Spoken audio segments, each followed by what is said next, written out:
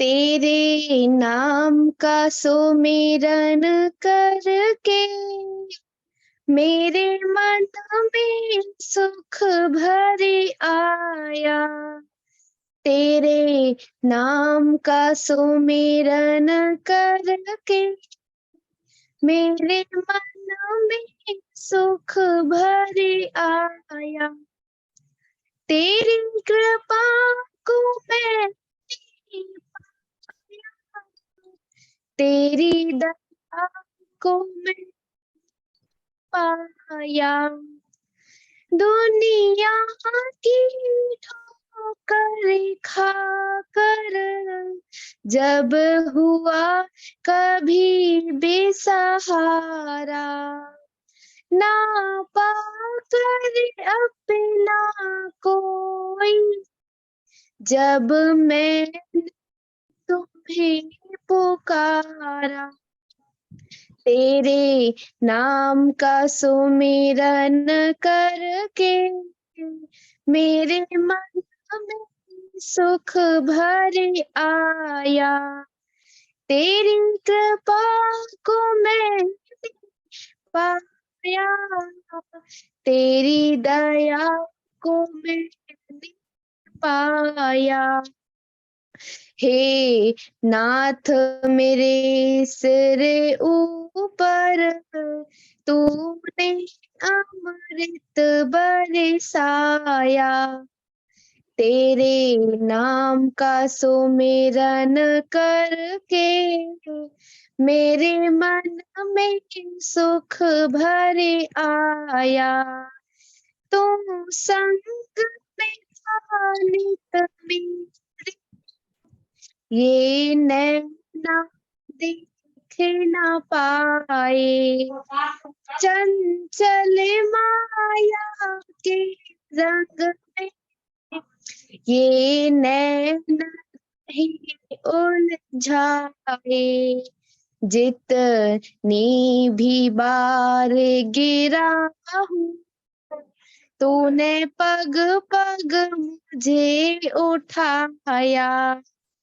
तेरी कृपा को मैंने पाया। तेरी दया को मैंने पाया।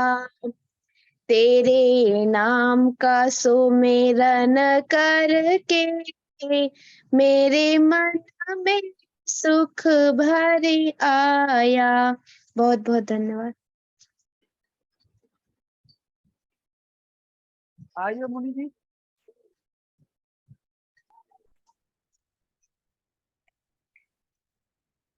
ओम। आचार्य जी को आमंत्रित कर लीजिए। आ गए हैं। आ गए। तेरे नाम का स्मरण करके मेरे मन में सुख भरे आया। ओम वेदाहमेतं पुरुषं महांतम आदित्यवर्णं तम सह परस्तात् तमेव विदित्वाति मृत्युमेति नान्य पंथा विद्यते अयनाय। परमपिता परमात्मा के लिए सादर नमस्ते करते हुए सभी महानुभाव और अच्छे भजनों की हम लोग बहुत अच्छी श्रृंखला से अभी हम सुन रहे थे। आज हमारे बीच में हमारे सम्मानीय आचार्य श्री लोकेंद्र जी उपस्थित हो रहे हैं, पहुंच गए हैं जैसा कि मैं देख रहा हूं, बताया गया। तो मैं हृदय से आपका अभिनंदन करते हुए स्वागत करता हूं कि आप आए और अपने प्रिय माध्यम प्रवचनों के माध्यम से हम लोगों को लाभान्वित कराएं। सम्मानीय श्री लोकेंद्र जी, स्वागत है, सादर नमस्ते करते हुए।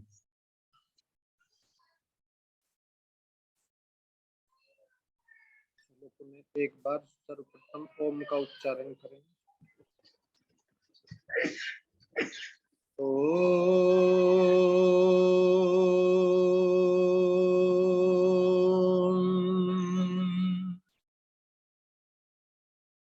स्वस्ति पन्थामनुचरेमा सूर्या चन्द्रमसा विवा पुनर्ददताघ्नता जानता संगमे मही। ओम शांति शांति शांति।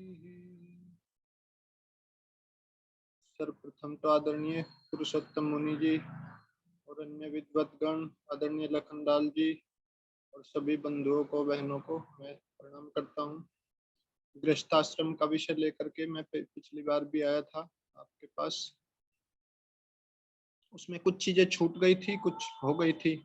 ब्रह्मचर्य आश्रम और गृहस्थाश्रम पे थोड़ा सा प्रकाश डाला था उस समय। तो गृहस्थाश्रम के दोषों की चर्चा की थी उसने, गृहस्थाश्रम में क्या क्या दोष आ गए। तो कुछ दोष मैंने पढ़ दिए थे। वैसे तो दोष तो गिनने में समय लगता ही रहेगा, तो कहते हैं कि समस्या से ज्यादा समाधान पर समय लगाना चाहिए। तो ये 4-5 दोष मैंने पढ़े थे सामान्य से। ऐसे बालक जो शरीर से पुष्ट, प्रकृति की सुंदरता, बात करने में अच्छे हैं, अल्पांश में पाए जाते, परंतु वे धनहीनता के कारण आजीवन विद्याहीन ही रहते। और धनी पुरुषों के बालक धन मिलने के कारण, जो धनी लोग हैं, संपन्न लोग हैं, तो उनके पास पर्याप्त सुख सुविधाएं होती है, तो उसके कारण पठन पाठन के उनके साथ साथ वो व्यसनी भी हो जाते हैं। ऐसा अधिकांश देखा जाता है। ये कोई नियम नहीं है कि जो धनवान लोग हैं उनके बच्चे 100% ऐसे ही होंगे, लेकिन संभावना अधिक रहती है कि जब धन की अधिकता होती है तो व्यसनी हो ही जाते हैं बच्चे, सुविधा भोगी हो जाते हैं, विलासी हो जाते हैं। उनके जीवन में तप त्याग आदि की भावना समाप्त हो जाती है। उनको पता ही नहीं जीवन में कि कैसे धन आता है, कितना अपव्यय भी करते हैं बहुत अधिक, और अलग अलग प्रकार के दोष आ जाते हैं उनमें। सहन शक्ति कम हो जाती है उनकी, क्योंकि जिस बच्चे को बचपन से ही सब चीजों की पूर्ति होती रहेगी, जो बोला वही मिल गया, जो बोला वही मिल गया, तो उसकी सहन शक्ति 0 हो जाएगी। जिस दिन उसे नहीं मिलेगा उसी दिन वो कुछ उल्टा सीधा करे। तो ऐसा बोला गया यहाँ पर, जो ऐसे बालक है जो शरीर से तो हष्टपुष्ट है, अच्छे हैं, जिनकी प्रकृति, उनका नेचर अच्छा है, और बातचीत में, वाणी व्यवहार में अच्छे है वे बच्चे, लेकिन वे बच्चे ऐसे होते हुए भी धन के अभाव के कारण शिक्षा नहीं ले पाते। उनके अंदर, आज की परिस्थिति के अनुसार बोलूं तो, वो छोटे ऐसे जो निम्न कोटि के स्कूल हैं उनमें, विद्यालयों में जाते हैं, और जो श्रेष्ठ जो मार्गदर्शन है वो उनको नहीं मिल पाता। ऐसे ही आप खिलाड़ियों पर भी आप इस चीज को लागू करो। जैसे भारत देश में बहुत सारे बच्चे ऐसे हैं जो बहुत गरीब घरों से आते हैं निकल करके, जिनके घर में माता पिता उनको कोई दूध बेच करके, कोई जमीन बेच करके तब उनको अच्छा आगे बढ़ाता है। लेकिन बहुत सारे लोग हैं जिनके पास पर्याप्त धन संपत्ति है, उनके बच्चे उस खेल के लायक ही नहीं है, तो वे उनको जबरदस्ती घुसाते हैं और वो करते नहीं है। और एकेडमी में पूरा चलता है भ्रष्टाचार आजकल सब जगह। तो यहाँ पर ये संकेत किया गया है कि जो अच्छे गृहस्थी हैं वो इस बात का ध्यान रखे कि धनी पुरुषों को चाहिए, जो संपन्न लोग हैं, जो सामर्थ्यवान है, तो उनको ये चाहिए पक्षपात रहित होकर कि मैं अपने अयोग्य संतान के साथ साथ उसका भी ध्यान रखूं जो योग्य है लेकिन धन के अभाव में कुछ कर नहीं पा रहे। देश की, समाज की व्यवस्था बनाने में, बिगाड़ने में इन लोगों का भी योगदान है, जो केवल अपनी अयोग्य संतान को ही सिंहासन पर देखना चाहते हैं। धृतराष्ट्र ने भी तो यही गलती की थी। हर व्यक्ति यही चाहता है कि उसके बच्चे में योग्यता है या नहीं है, वो अलग बात है, लेकिन ठीक है, अपनी संतान को परवरिश करो, अच्छी उसके लिए सुख सुविधाएं भी दो जो आवश्यक है, अति नहीं करनी, लेकिन उनका भी ध्यान रखो जो अभाव में है लेकिन योग्य है। यदि योग्यता अभाव में दम तोड़ देगी, उसको अवसर नहीं मिलेगा, तो ये समाज की, राष्ट्र की बड़ी हानि होगी। तो यहाँ पर इस चीज के लिए स्वामी जी ने एक बहुत अच्छी बात लिखी कि जो धनाभाव से, अध्ययन आदि से वंचित रह जाते हैं, उनको पढ़ाने का उपाय, उनकी शिक्षा का, भोजन का आदि का, इनका उपाय वे लोग करें जिनके पास पर्याप्त मात्रा में व्यवस्था है। यदि इतना भी सोचने लगेंगे तो इस देश में एक से एक प्रतिभा निकल कर आएगी, और वास्तविकता है ये। पता नहीं किधर से आकर के कौन किस समाज का उत्थान कर देगा, कुछ पता नहीं चलता है। कोई आवश्यक नहीं है कि उन्हीं घरों में से निकलेंगे जिनमें से निकलते रहे, एक ही परिवार से आते रहे, कोई आवश्यक नहीं है। तो कई बार अनुसूचित जनजाति में, वनवासियों में, एक पिछड़े गरीब तबके में एक से एक प्रतिभावान विद्यार्थी निकलता है, और विद्यार्थी के साथ साथ देश के अच्छे होनहार मनुष्य भी निकलते हैं जो समाज के लिए बहुत उपयोगी होते हैं। तो कुछ पता नहीं जीवन के अगले पृष्ठ पर क्या लिखा है, उसका भाग्य उसको समाज के लिए कितना हितकारी साबित करते हैं। भाग्य प्रारब्ध के कारण, प्रारब्ध जो है पुरुषार्थ के कारण रुक जाता है। यदि हम कितना भी अच्छा किसी के अंदर संस्कार लेकर आया है, यदि उसको अवसर ही नहीं मिलेगा, वातावरण ही नहीं देंगे, तो उसके वे संस्कार, उसका लाभ समाज नहीं ले सकेगा, राष्ट्र को नहीं मिल सकेगा। उसके संस्कारों का, उसकी प्रतिभा का, उसके अंदर उसके गुणों का संचार स्वयं रहेगा, उसमें कोई संशय नहीं, लेकिन दुनिया तो उसके लाभ से वंचित हो जाएगी। तो अभी हम सुधार की बात करते हैं कि सुधार कैसे हो। सुधार जरूरी है, इसी के लिए सब कुछ किया जा रहा है। शिक्षा, विद्या, ये जो सब कुछ तंत्र खड़ा है, ये सब इसी के लिए। सब कुछ दुनिया में जो भी व्यवस्था बनी है वो सब सुधार के लिए है, चाहे वो न्याय व्यवस्था हो, प्रशासनिक व्यवस्था हो या शिक्षा व्यवस्था हो, कुछ भी हो, वो सुधारने के लिए ही है कि संसार अच्छी दिशा में आगे बढ़े। तो सुधार की प्रथम रेखा क्या है, वहां से शुरुआत करते हैं। मैं स्वामी जी को सामने रख करके सन्मार्ग से ही बात कर रहा हूं। सदाचार का पालन करना तो सबके लिए समान ही है, इसमें तो किसी को कोई छूट नहीं। कि गृहस्थी का मतलब हो गया कि वो सदाचार का पालन करना ही छोड़ दे, गृहस्थ में जाते ही सभी भूल जाए। नियम तोड़ने के लिए गृहस्थ नहीं है, नियम में बंधने के लिए गृहस्थ आश्रम है। ये बहुत श्रेष्ठ आश्रम है। आपको मैंने बताया था, जैसे इंद्रियों में प्राण है शरीर में, ऐसे ही समाज में गृहस्थ है। तो जैसे शरीर में प्राणों की तुलना गृहस्थ से की गई है, तो आप इसकी श्रेष्ठता समझ सकते हैं, इसका उत्तरदायित्व कितना बड़ा है। संतान के जन्म से लेके, गर्भाधान संस्कार से लेकर के और अंतिम संस्कार तक, अधिकतर संस्कार गृहस्थ के अंदर ही होते हैं संपन्न। और उसके साथ साथ पंचमहायज्ञ का विधान, महर्षि मनु ने तो कहा शमशानी चतुल्यानि गृहाणि, शमशान के तुल्य है जिस घर में यज्ञ नहीं होता, देव पूजा नहीं होती, जहां पर जिस घर के अंदर यज्ञ नहीं होता है वो शमशान के तुल्य है। और शमशान में बैठ के भोजन नहीं किया जाता, वहां कितनी नकारात्मकता रहती। इसलिए विद्वानों को भी ये आदेश है शास्त्रों का कि जिस घर में यज्ञ नहीं होता है उस घर का भोजन भी नहीं लेना चाहिए। मैं ये नहीं कहता हूं कि उसका तिरस्कार करना चाहिए, लेकिन उनको ये बात समझानी चाहिए कि आप यज्ञ करो, कभी कभी करो, रोज नित्य नहीं कर सकते तो सप्ताह में करो, पूर्णिमा अमावस्या को करो। कितने घर ऐसे हैं जिनके 10-10 साल से 20-20 साल से कोई देव पूजा ही नहीं होती, यज्ञ ही नहीं होता। पंचमहायज्ञ में ब्रह्म यज्ञ, संध्या का विधान दोनों समय का, ये किसके लिए है? गृहस्थी के लिए है। सन्यासी और ब्रह्मचारी तो अपने कार्य में लगे हैं जहां भी है, गुरुकुल आदि में, लेकिन मुख्य कार्य किसके लिए है? ध्येय किसका रखा गया है? पंचमहायज्ञ का विधान किसके लिए? ये सब गृहस्थ के लिए। तो ब्रह्म यज्ञ से वंचित है पूरा समाज, दोनों समय का यज्ञ छूटा हुआ। ये दोष भी है, इसको आप ये भी समझो कि कौन सी चीज छूटी हुई है। सुधार किसका करना है ये भी तो समझ में आना चाहिए कि कहाँ कमी रह गई, कहाँ भूल हो गई है।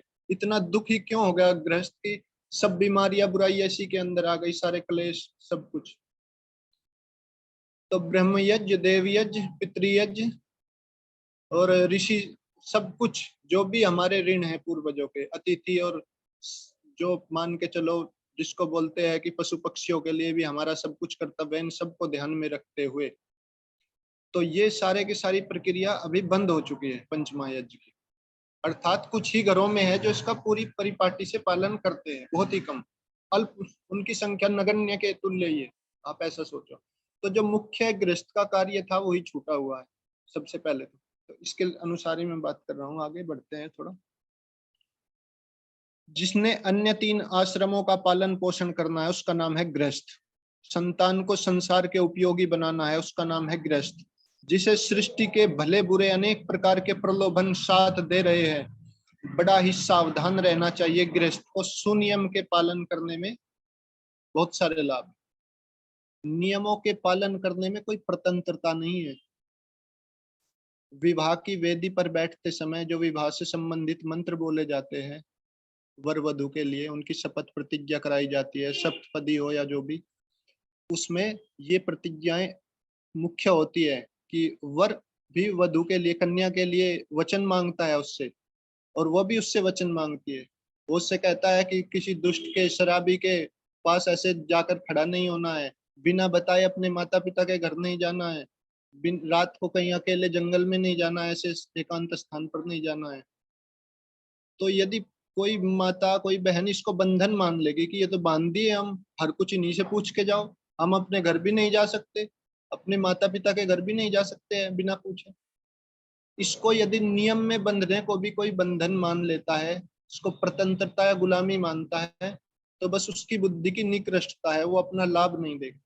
उसका जो कहते हैं ना, दैव योग से उसकी बुद्धि विपरीत काम कर रही है और वो अनिष्ट होने वाला है जीवन में। तो इसलिए इसमें बंधन का अर्थ ये नहीं है कि बंधन से सृजन भी होता है। पेट में बालक बच्चा रहता है जब गर्भ के अंदर, तो उस समय यदि उसमें वो बंधा है, चारों ओर से उसमें जरायु में लिपटा हुआ है, यदि उसको वहां पर बंधन ना हो तो उसका विकास ही नहीं होगा। तो बंधन सृजन का कारण भी बनता है, ये नहीं सोचना चाहिए कि बंधन से हमेशा हानि हो। और मैं तो कई बार कहता हूँ कि बंधन में ही व्यक्ति अच्छा चिंतन कर पाता है। अधिकांश क्रांतिकारियों ने जब जेल के अंदर गए, चाहे वो अरविंदो घोष थे या कुछ कोई भी थे, आपने देखा वो जो अपने वीर सावरकर जी थे, दामोदर सावरकर, उन्होंने भी जब बंधन हो गया जेल के अंदर गए, तब उनका चिंतन कितना उच्च था और कितनी बड़ी बड़ी उन्होंने साहित्य लिखा, दीवारों तक भी पर साहित्य लिख दिया उन्होंने। तो कहने का अर्थ यह है कि बंधन में चिंतन भी अच्छा होता है और सृजन भी होता है। तो इसलिए गृहस्थ को बंधन मान के चलेंगे तो दुख ही दुख होगा, और नियम मान कर चलेंगे तो अच्छा रहेगा। साथ साथ हम सब देखते रहेंगे कि इसमें कहाँ कहाँ किस क्या त्रुटियां है, किसको सुधार करना। देखो, प्रथम कर्तव्य है संतान का सुंदर, सुडौल और निरोग होना, सद्गुणी होना। उसी के लिए गृहस्थ में गए हैं, और वही कार्य ना हो, दुखदाई हो जाएगा पूरा। यदि संतान ही निकम्मा निकल जाए, कोई भी हो, चाहे बेटा बेटी, तो गृहस्थ में कोई सुख नहीं बचता है। माता पिता के लिए तो कोई सुख है नहीं। आप देख सकते हैं अपने अड़ोस पड़ोस में जिनके बच्चे दुर्गुणी है, दुर्व्यसनी है, नालायक है, निकम्मे हैं और नशेबाज है, उनकी हालत देखिए। उनके घर में कोई सुख नाम की एक वस्तु नहीं है। उनकी पत्नी भी सुखी नहीं, पति भी सुखी नहीं, कोई भी बच्चे भी सुखी नहीं। ध्यान दीजिए इस पर आप। तो पहला कर्तव्य क्या है? संतान के लिए सोचना कि इसके लिए स्वस्थ, सुंदर और निरोग होने की क्या व्यवस्था है। गर्भाधान संस्कार से ही कैसे विचार और कैसा आहार, इन सब की समझ कौन देगा? जो नवविवाहिता है, गर्भिणी है, जिसका अभी पता भी नहीं, जिसको जीवन में जिसने कदम ही रखा गृहस्थ आश्रम में, जिसकी पूरी शिक्षा दीक्षा या आधुनिक तंत्र में हुई है, जिसको पता ही नहीं है कि गर्भाधान संस्कार क्या होता है, और गर्भाधान के बाद कौन कौन से संस्कार होते हैं जो बच्चे के जन्म से लेकर के और 5 वर्ष की आयु तक पूर्ण हो जाते हैं, और उनको कैसे करना है, और कैसा कैसा व्यवहार और कैसी वाणी और कैसा स्वभाव बनाना है अपना। इस आज की व्यवस्था में ऐसा कोई सिस्टम नहीं है। इसलिए महर्षि दयानंद ने कहा कि वे बालक बड़े सौभाग्यवान है। कौन? मातृवान, पितृवान, आचार्यवान पुरुषो वेद, कि जो जिनके आचार्य माता पिता विद्वान हैं, वे बालक बहुत सौभाग्यशाली। और जिनके माता पिता और आचार्य ही विद्वान नहीं है, उनका तो समझ लो बस अनिष्ट ही होने वाला है। इसलिए माता पिता का उत्तरदायित्व तो बड़ा है। गुरु भी, आचार्य भी बाद में कर सकता है, प्रारंभ तो माता ही करती है। माता का ही सबसे बड़ा उत्तरदायित्व है, वही सबसे प्रथम गुरु भी है। तो दूसरा देखिए, माता पिता का स्वास्थ्य आजीवन अच्छा रहना और वृद्ध अवस्था हो जाने पर भी किसी प्रकार के रोगों से अधिक न सताया जाना, ये भी जरूरी है। आजकल माता पिता खुद बीमार हो जाते हैं जल्दी ही, कम ही आयु में। बच्चों का परवरिश पालन पोषण तो वे तब करे, वे तो चिकित्सालयों में, हॉस्पिटलों में ही उनका समय गुजरता है। इस देश में बीमारी इतनी बुरी तरह से फैली है चारों तरफ, हर घर में दवाइयां चलती है, किसी न किसी, कोई न कोई व्यक्ति रोगी है, और उस रोग को ठीक करने के लिए पूरे परिवार का ध्यान केंद्र वही बना रहता है। वो रोग, सबका ध्यान उसी पे रहता है, और सब व्यवस्थाएं इधर उधर कुछ भी हो उसको ठीक करने में लगे रहते हैं, और वो ठीक नहीं हो पाता, चलता ही रहता है। तो सबसे जरूरी ये भी है कि स्वास्थ्य ठीक रहे। यदि स्वास्थ्य ठीक रहेगा तो इन चीजों पर ध्यान जाएगा, इनके लिए समय भी निकाल पाएंगे। मान के चलो संध्या का समय हो रहा है और व्यक्ति को हो रहा है शरीर में दर्द, किसी को सिर में दर्द हो रहा है, किसी को कुछ हो गया है, किसी को चक्कर आ गए हैं, उससे तो संध्या भी नहीं होगी, यज्ञ भी नहीं।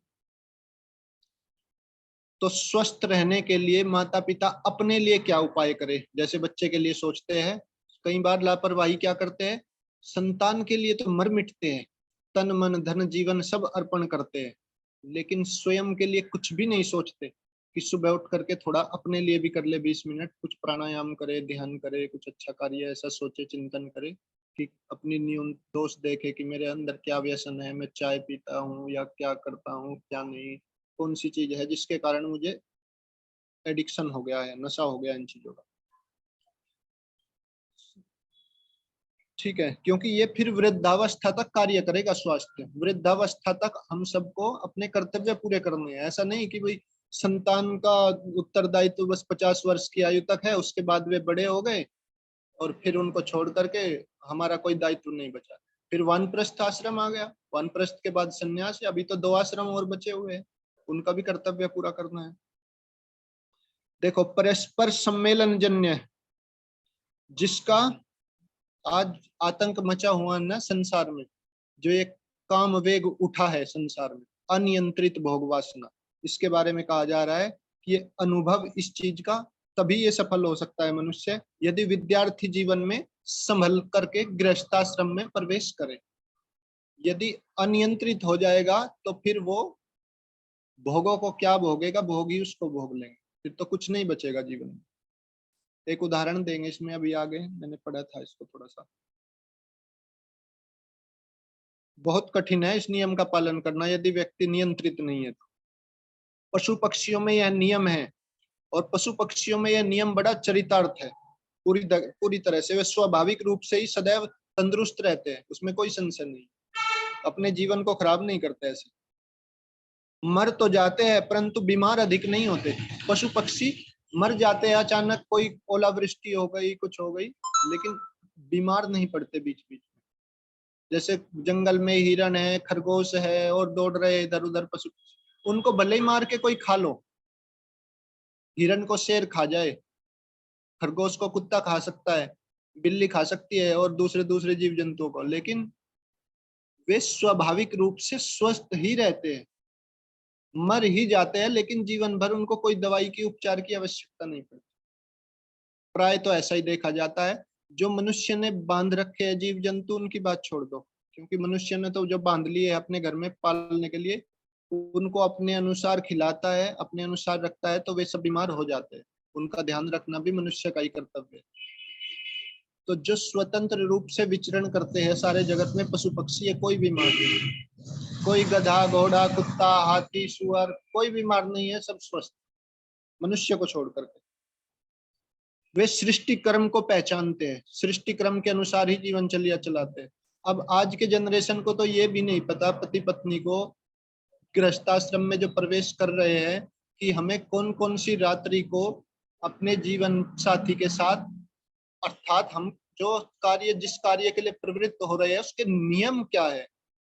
पूर्णिमा हो, अमावस्या हो, अष्टमी हो, त्रयोदशी हो, चतुर्दशी हो, उन्हें कोई लेना देना नहीं है कि इन सब चीजों से क्या लेना देना, दिन तो सब एक ही है। उन्हें कुछ भी मालूम नहीं है इन चीजों कि कब संबंध होने चाहिए, और संबंध का आधार यज्ञ रखा गया है, यज्ञ के बिना संबंध नहीं रहे पूर्ण होते। तो ध्यान दीजिए, क्योंकि उसको भी यज्ञ ही बोला गया है। संस्कार का अर्थ ही है यज्ञ से संबंध, सारे के सारे संस्कार इष्टि से जुड़े हैं। बिना ईश्वर की पूजा के, बिना ईश्वर के ध्यान के कुछ भी कार्य सफल नहीं होता है। तो देखिए, मनुष्य इसके विपरीत चलेगा तो इसी कारण इसको रोग सताते हैं। इंद्रियों के विषय में अधिक फंस जाने से मनुष्य में विषय लिप्सा मात्र ही रहती है, विषय सुख का यथार्थ रूप सामने नहीं आता है। तो स्त्री पुरुष दोनों के मस्तिष्क में विचार शक्ति, शरीर में कार्य करने की सामर्थ्य और मन में प्रसन्नता बनी रहेगी। तो इसके लिए बोल रहे हैं कि यह मनुष्य समाज का उत्तरोत्तर योग्य बनने का नियम है, यदि इसको अपनी उन्नति का ध्यान हो तो। यदि उन्नति का ध्यान ही नहीं है तो फिर तो कुछ नहीं हो सकता। रोगों की वृद्धि से जो औषधियों और वैद्य डॉक्टरों को फीस का व्यय होता है वो भी तो बचेगा। सबसे ज्यादा खर्च बीमारियों में होता है। आप अपने अपने अपने घरों का लगाना, 1 साल का खर्च, कपड़ों का कितना है, खान पान का कितना, फल का कितना, साग सब्जी का कितना, और बीमारियों का कितना खर्च है।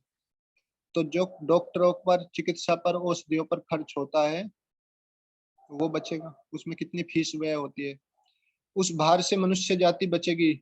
और जन समुदाय में जो विचित्र विचित्र रोगों की वृद्धि हो रही है, ये सब कुछ इसका जो निमित्त है ना, ये अनियंत्रित काम चेष्टा का बढ़ जाना है। सीधी सीधी बात मैं आपको बोल रहा हूँ, इस चीज को सबसे महत्वपूर्ण मानना चाहिए जीवन में, क्योंकि यदि इससे नहीं संभले या मनुष्य जाति, तो फिर इसको कहीं आराम नहीं मिलने वाला। इस प्रकार संभले हुए माता पिता की जो संतान होगी, लोग उसके सौंदर्य को देख करके भी उसकी प्रशंसा करेंगे और प्रश्न करेंगे कि यह किसकी संतान है। मतलब उन माता पिता की संतान इतनी अच्छी होगी कि लोग वो प्रश्न करेंगे, उससे पूछेंगे दूसरों से कि ये किसका बेटा है, किसकी बेटी है। संतान के दर्शन से माता पिता का गौरव होना कितने यश की बात है ना,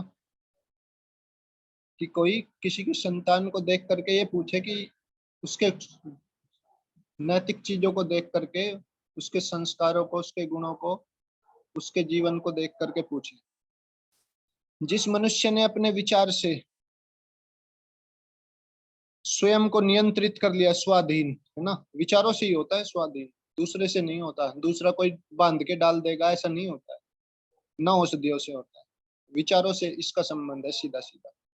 दूसरे विकार उस पर अपना बल नहीं बढ़ा सकते।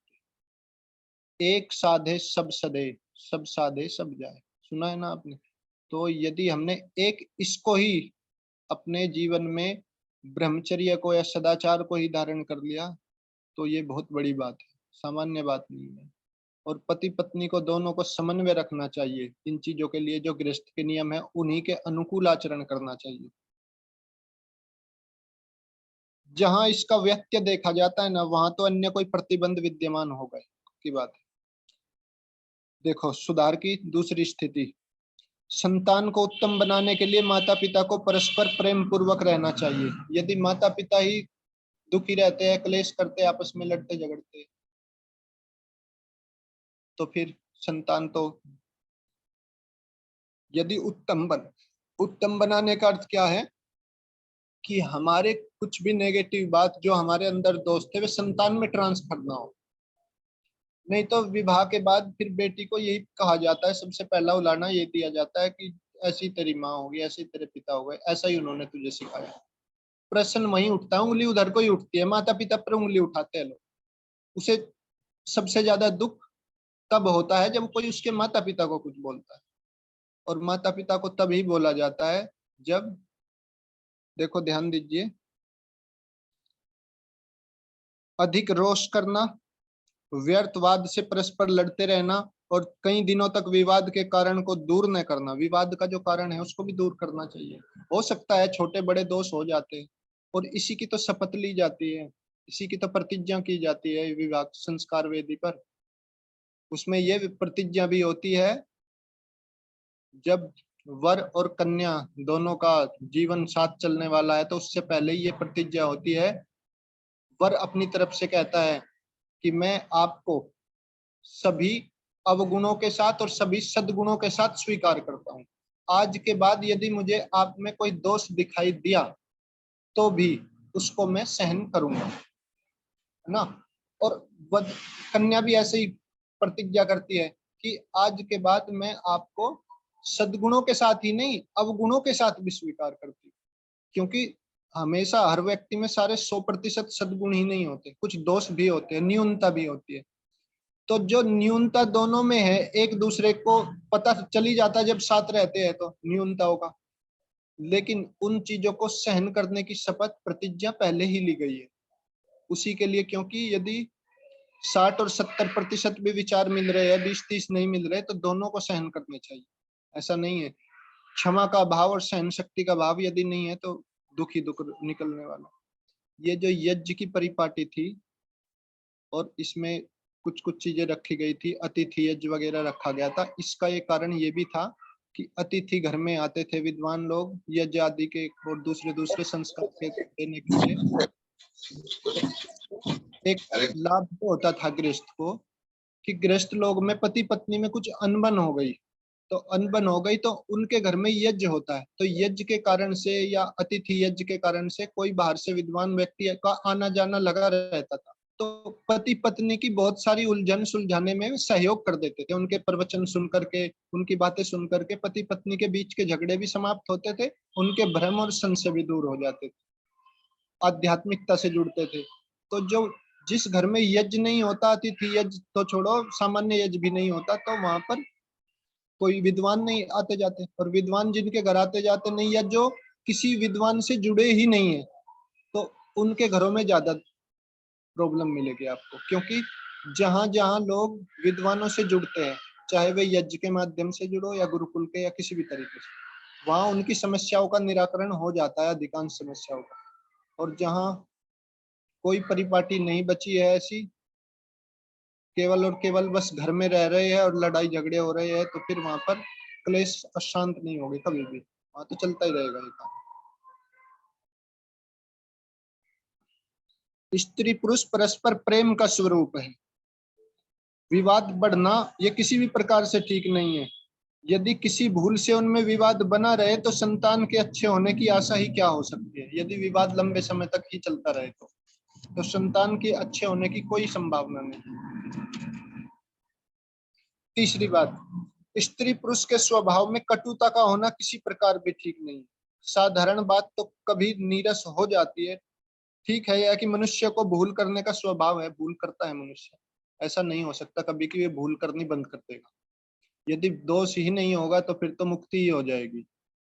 कहते हैं संसार में तो ऐसा पुरुष पाया ही नहीं जाता जो दोष रहित हो, दोष रहित का तो जन्म ही नहीं होता है। तो इसलिए, और ये भी सोचना चाहिए कि जब दोष हमसे ही होता है, दूसरों से होता है तो हमसे भी होता है, और जब हमसे होता है तो हम अपने दोष के लिए वकील बनकर खड़े होते हैं, और जब दूसरों से होता है तो जज बन जाते हैं। ऐसा नहीं होना चाहिए। जैसा अपने प्रति क्षमा का भाव रखते हैं, दूसरे के प्रति भी ऐसा ही रखना चाहिए।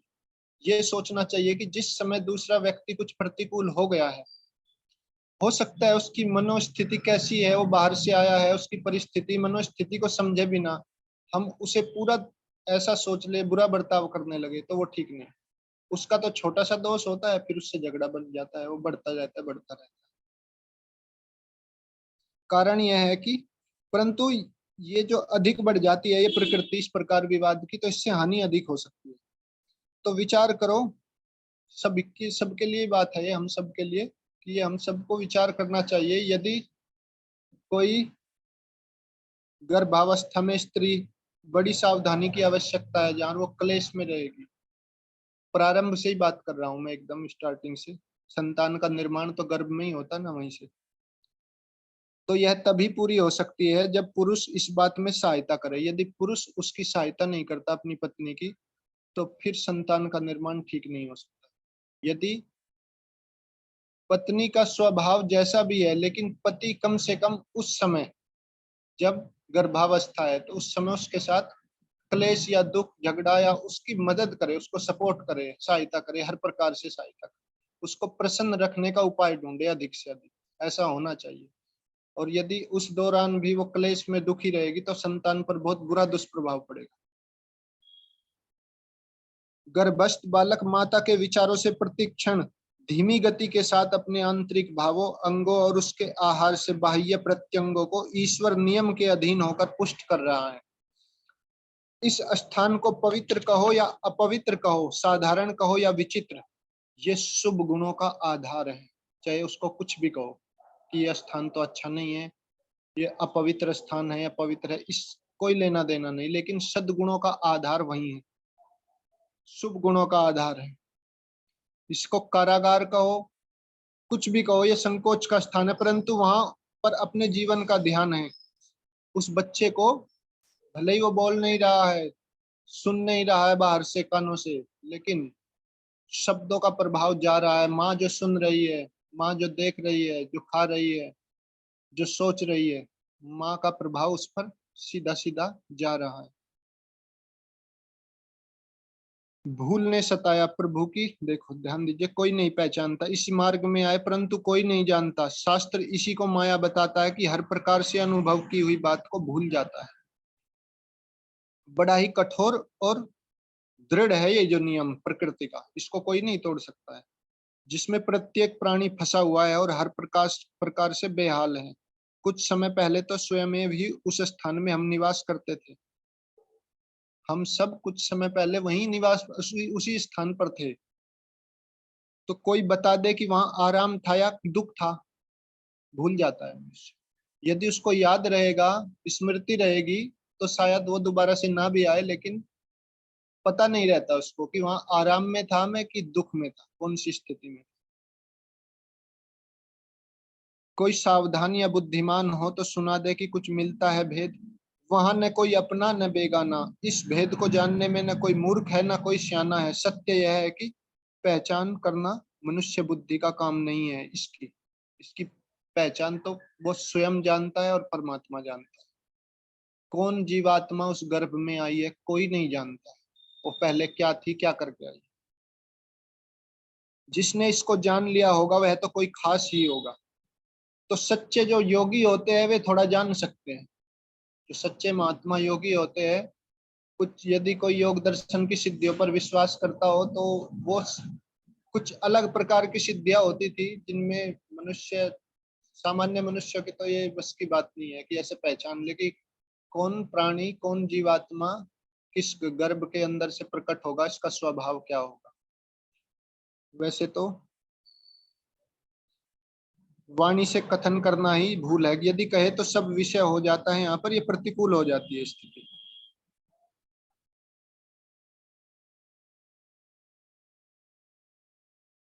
थोड़ा सा मैं इसको आपको स्पष्ट करता हूँ चीजों के साथ। देखो, हम सब एक व्यवस्था में हैं, समाज के अंदर ही रहते हैं, और समाज में व्यक्ति एक इकाई है। सबसे छोटी इकाई एक व्यक्ति है। यदि व्यक्ति ठीक रहेगा, व्यक्ति का निर्माण होगा, तो समाज अच्छा बनेगा। समाज ही ऐसा हो गया है, वातावरण ही ऐसा हो गया, ये कहने से काम नहीं चलेगा। ये दुनिया ही ऐसी हो गई तो हम भी ऐसे ही हो जाए। जब वातावरण ही ऐसा है तो युग बदल गया है, 21वीं सदी आ गई है, अब पुराना युग नहीं रहा, उससे क्या लेना देना। सुख अभी भी चाहिए, स्वास्थ्य अभी भी चाहिए, जो मूलभूत आवश्यकताएं है जीवन के लिए वो अभी भी चाहिए। इसलिए इस बात से कोई औचित्य नहीं है कि हम आधुनिक हो गए हैं, बहुत अधिक हम आगे बढ़ गए, अब वापसी नहीं हो सकती। वापसी करने की बात ये नहीं है कि हम सब चीजों को नकार दे, छोड़ दे। आधुनिकता के साथ साथ प्राच्य, जो हमारी प्राचीन संस्कृति है, उन चीजों का समावेश हो सकता है। इतना कठिन नहीं है जितना कठिन हमने समझ लिया है। इतना भयभीत होकर के, चिंतित होकर के और निराश होकर के, हार करके, थक करके बैठ जाना, ये मनुष्य की प्रवृत्ति नहीं है। मनुष्य कहते ही उसको है जो मनन करके, विचार करके कार्य करता है। तो विचार करना चाहिए हमें कि कौन सी व्यवस्था थी जिसमें ये देश और ये समाज सबसे उन्नत था, और उस व्यवस्था के मूल में क्या था। तो उसको समझ करके, उसको लागू करके उसी व्यवस्था को लाया जा सकता है। ये कोई असंभव नहीं है। ये तो बदलता रहता है। अभी मान के चलो कुछ युद्ध छिड़ जाए दुनिया में, अभी आसार हो रहे हैं ऐसे ही जैसे कि तीसरा विश्व युद्ध ना हो जाए। तो यदि दुनिया में ऐसा कुछ हुआ पूरी तरह से और सारा का सारा दुनिया में तबाही मची, तो फिर ये आधुनिकता और प्राचीनता सब बराबर ही हो जाएगी। कोई बड़ा महायुद्ध छिड़ गया तो व्यक्ति भूल जाएगा कि मैं आधुनिक हूँ कि प्राचीन हूँ, सब कुछ धरा का धरा ही रह जाएगा। ये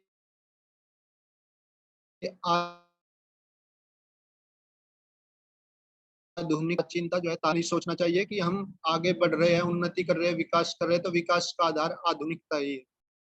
ये भी विकास है कि मनुष्य के अंदर नैतिकता बढ़ रही है, सद्गुण बढ़ रहे हैं, क्रोध की जगह शांति बढ़ रही है, रोग की जगह स्वास्थ्य बढ़ रहा है, समृद्धि बढ़ रही है तो आंतरिक समृद्धि भी बढ़ रही है।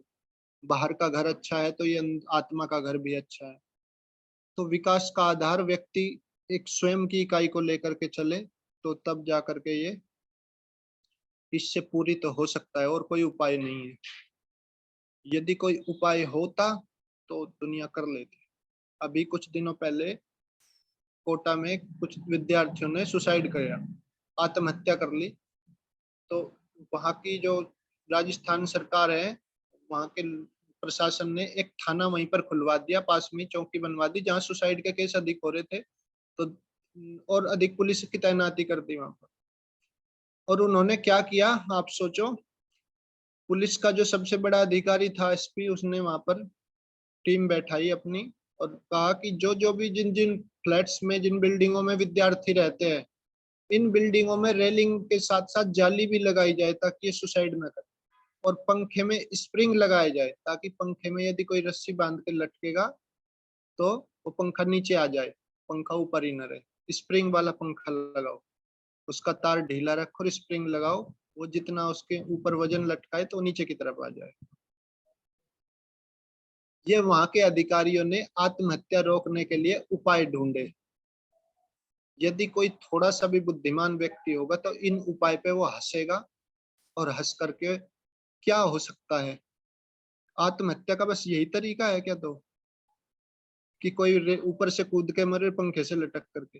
वो जिसे मरना है वो नीचे आकर के बस के ट्रेन के नीचे नहीं मर सकता, वो जहर खा के नहीं मर सकता। जिसको मरना है तो मरने के तो हजार तरीके हैं। जीने के तरीके कौन समझाए कि जीना कैसे है, जीने का तरीका क्या है, इसका उपाय नहीं समझा रहे। मरने से बचाने के लिए उपाय कर रहे हैं। ये नहीं बता रहे विद्यार्थियों का स्ट्रेस का कारण क्या है, क्यों इतने तनाव में है। और वे युवा जो 18-18, 20-20 साल की आयु के हैं मात्र। और आज की अवस्था तो ऐसी है, मैं तो बड़ी दुखद बात है ये, अधिकांश घरों में एक एक ही लड़का लड़की है, एक एक ही बालक है। और एक एक लड़का जाता है कोटा चला जाए और वो वहां सुसाइड कर ले, बस माता पिता के पास तो कुछ भी नहीं बचा। हिंदुओं की स्थिति तो ऐसी है संभ्रांत परिवारों की कि एक या दो से अधिक तो बहुत कम, रेयर में मिलता है। अधिकांश तो एक बेटा या बेटी हो, एक हो, यदि बेटा है तो एक ही है, बेटी है तो भी एक ही है, या बेटा बेटी है तो भी एक एक ही है। ऐसी स्थिति हो गई। ऐसी स्थिति में एक ही लड़का या बेटा या बेटी कोई भी हो और वो इतने तनाव में, इतने स्ट्रेस में चला जाए कि उसको अपना जीवन समाप्त करना पड़े, तो कहीं ना कहीं माता पिता की बहुत भारी भूल हुई है। उनकी परवरिश में, संस्कारों में, और दूसरी चीज, सब चीज तरह से उनके खुद के ज्ञान में भूल है। कहीं ना कहीं कुछ न कुछ कारण ऐसा बना है। तो जो कारण बना है उसी को बताने के लिए सारी व्यवस्था है। यदि इसको समझ में आ गया ये हमारा सिस्टम, अपना जो वैदिक व्यवस्था है, तो ये बच्चे क्या, बड़े भी नहीं कभी ऐसा गलत कदम नहीं। आचार्य वेद वागीश जी एक उदाहरण दिया करते थे। एक बार इधर हरिद्वार में एक बच्चा 10वीं में फेल हो गया। 10वीं में फेल हो गया तो उस अकेला ही लड़का था, तो उसके माता पिता ने बहुत डांट दिया उसको, और बहुत डांट दिया, ये बोल दिया कि तू नालायक है और ऐसा ऐसा है, पूरा दिन इधर उधर घूमता है, खेलता फिरता है, तू पढ़ता नहीं है, हम तुझे पढ़ाते नहीं, ये वो उसको खूब डांटा। तो वो गुस्सा होकर के उसने अपने माता पिता को धमकी दी कि यदि तुम मुझे ऐसा करोगे, मेरे साथ व्यवहार, तो मैं मर जाऊंगा और तुम देख लेना फिर मेरे बिना क्या कर लोगे तुम। मरने की धमकी दी उन्होंने, उसने, बच्चे ने। तो माता पिता ने फिर भी उसको डांटा, और डांट दिया तो वो मरने के लिए चला गया। मरने के लिए हरिद्वार में जो गंगा जी का बड़ा पुल है उसके पास पहुंच गया ऊपर। उसने अपनी जेब में एक पत्र लिख कर डाल लिया और कपड़े ऊपर ही रख दिए पुल के ऊपर। बीच मझधार में कूदने के लिए तैयार खड़ा था। अपनी जो शर्ट थी, पैंट थी, वो निकाल करके रख दी और वो कूदने के लिए तैयारी कर रहा था कि मरना है मुझे। माता पिता को गुस्सा माता पिता पे था कि माता पिता को सबक सिखाना है, मैं मर के दिखा दूंगा इनको, ऐसा सोच करके गया। तो उसने वो अपना जो सुसाइड नोट था वो लिख रखा था और उसको शर्ट की जेब में रख दिया और लिख दिया कि जब जिसको ये मिले तो इस पते पर पहुंचा देना और बोल देना कि वो तो गंगा में डूब गया, मर गया। तो उसको वहां पर उस रेलिंग पर खड़े हुए देख करके, ब्रिज के ऊपर, किसी विद्वान व्यक्ति गुजर रहा था कोई वहां से, उसने देखा कि अरे ये बच्चा यहाँ क्यों खड़ा है भाई, इतना यहाँ तो बहुत गहरा पानी है, बहुत तेज रफ्तार है जल की, ये मर जाएगा, यहाँ तो बह जाएगा। तो उसने सोचा उसको कि रोकने की प्रयास किया। उसने कहा उस बच्चे को, अरे मरेगा क्या यहाँ इतने गहरे पानी में, यहाँ नहाने की जगह है क्या, ये कोई घाट है क्या? तो उस बच्चे ने कहा कि हाँ मरूंगा, मरना ही है मुझे तो उस विद्वान व्यक्ति ने कहा कि अच्छा, हो सकता है कुछ उसके दिमाग में चल रहा हो। तो उसने कहा अच्छा मरना ही है कि हाँ मरना है। तो उसने कहा कि अच्छा जब तुझे मरना ही है तो चल मुझे कुछ मेरे प्रश्नों के 2-3 जवाब दे दे, तू मर जाए ना, मैं क्या तुझे रोकता रहूंगा, तो कहीं ना कहीं मरेगा ही। मैं तेरे से 2 प्रश्न करता हूँ, उनका उत्तर दे दे तू, फिर मर जाना। तो वो रुक गया, थोड़ा सा रुक गया। तो उसने कहा कि चल पूछ ले। तो उसने कहा उस बच्चे से कि मर के क्या होगा, आत्मा तो अमर है, आत्मा तो क्या है, अमर है, शरीर मरेगा, दोबारा से पैदा हो जाएगा कि हाँ दोबारा हो जाएगा। तो फिर कहा कि अच्छा तो क्यों मर रहा है? तो उसने कहा मैं 10वीं में फेल हो गया, माता पिता ने डांट दिया है, इसलिए मर रहा हूँ, माता पिता को सबक सिखाना है।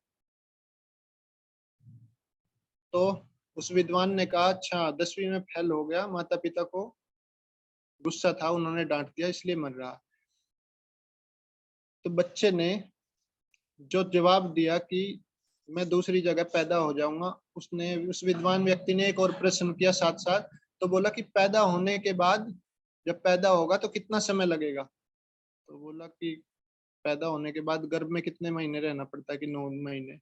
अच्छा 9 महीने के बाद पैदा होगा, और 10वीं तक पहुंचने में कितना टाइम लगेगा फिर दोबारा से, यदि तू मनुष्य ही बना तो 10वीं के बालक की आयु कितनी होती है? लगभग 14 वर्ष। कि 14 वर्ष बाद फिर तू 10वीं में पहुंचेगा, और जहां जहां तू पैदा होगा सब जगह स्कूल बने हुए हैं धरती पर, तुझे पीट पीट कर फिर स्कूल भेजेंगे, बचपन से ही तू कुछ नहीं कर सकता। तुझे पहली कक्षा में, दूसरी में, तीसरी में, फिर जाना पड़ेगा 10वीं तक ही, उसी जगह पहुंचना पड़ेगा।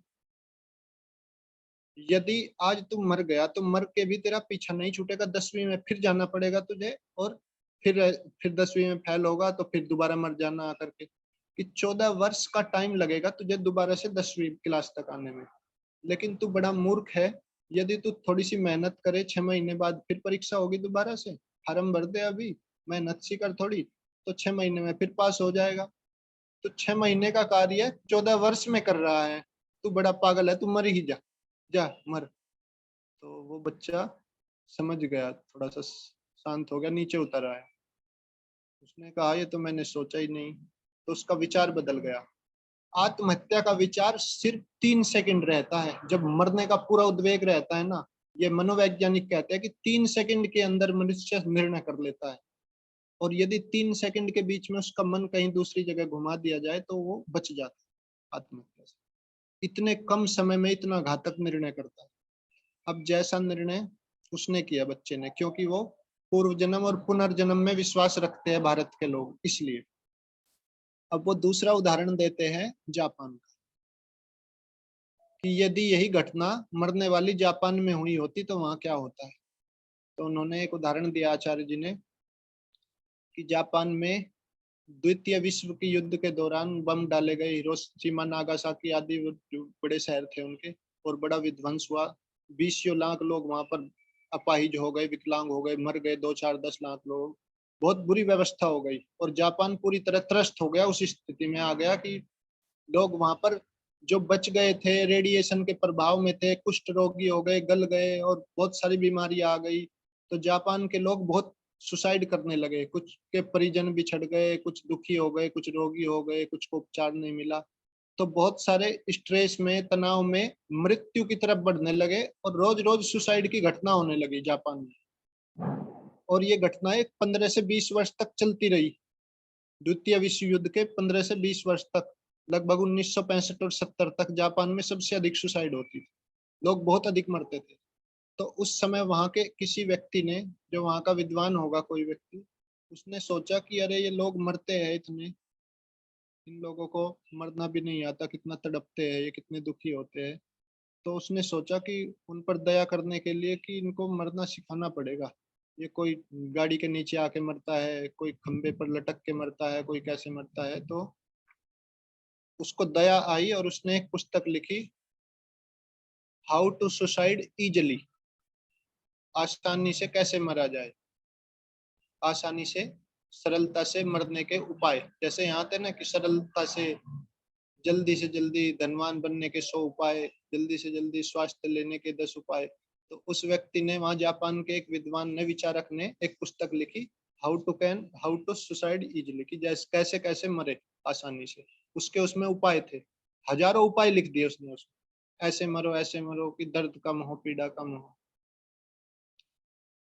तो उसकी पुस्तक वो जब बाजार में आ गई तो वो और बिकने लगी पुस्तक अधिक से अधिक, और उसको पढ़ पढ़ करके लोग और सुसाइड करने लगे और अधिक मरने लगे। पहले जितने मरते थे उससे अधिक केस बढ़ गए उस पुस्तक के बाजार में आने से। तो वहां की सरकार को चिंता हुई, तो उन्होंने उस पुस्तक पर प्रतिबंध लगा दिया। जहां जहां भी वो पुस्तक दिखे उसको सब दुकानों से उठा लिया, सब घरों से, जहां जहां भी जिसको पता चला सबसे छीन लिया उसको, और उस पर बैन लगा दिया कि ये कभी नहीं इसमें आएगी मार्केट। तो उसके बाद वहां फिर जापान पटरी पर लौटा, फिर वहां आत्महत्या के केस बंद हुए, कम हुए। तो क्योंकि वहां पर पूर्व जन्म और पुनर्जन्म का सिद्धांत ही नहीं है, ईश्वरीय व्यवस्था ही नहीं है, तो इसलिए वहां मरने के उपाय बताए जाते हैं। और भारत में जीने के उपाय बताए जाते हैं कि जीना कैसे। मरने के उपाय ढूंढने से या इस चीज को समाप्त कर देने से समाधान नहीं होगा ना तुरंत। जीवात्मा तो मैंने बताया ना, शास्त्र और जितने भी हमारे ऋषि मुनि हैं, सब कुछ भले ही हमें नहीं मालूम है, हम अभी उस स्थिति में नहीं है योग की, लेकिन ये तो सीधा सीधा प्रत्यक्ष भी हो रहा है। बहुत सारे केस आजकल आने लगे हैं ऐसे जो पूर्व जन्म की घटनाओं को बता देते हैं।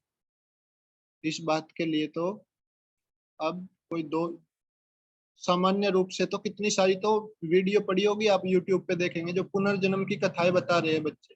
कोई हरियाणा का है, कोई दिल्ली का, कोई यूपी का, ऐसे ऐसे बहुत सारे हैं।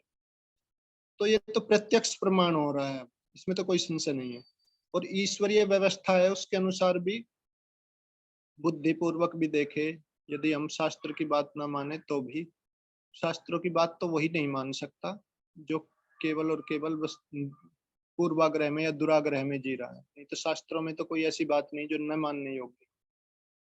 तो हम सब मिलकर के इस व्यवस्था को समझे कि हमारा जीवन कितना मूल्यवान है, इसको ऐसे ही समाप्त होने देना है। इन बच्चों को ऐसे ही, जैसे जन्म लिया इनका और फिर दूसरा जन्म ले, तीसरा जन्म ले, और ये सब चीजें चलती रहनी है ऐसे ही।